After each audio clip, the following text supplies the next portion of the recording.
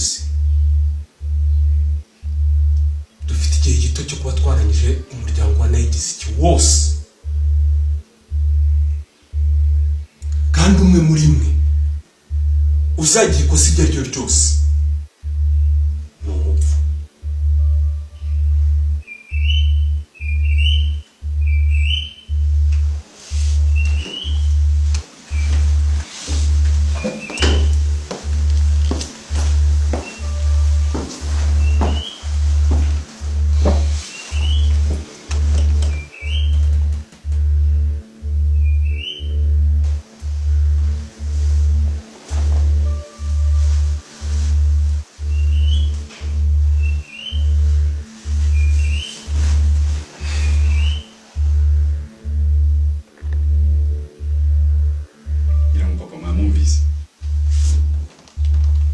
umuntu uri bukore ikosa iryo ari ryo ryose muri iyi mission amenye ko ari umupfu.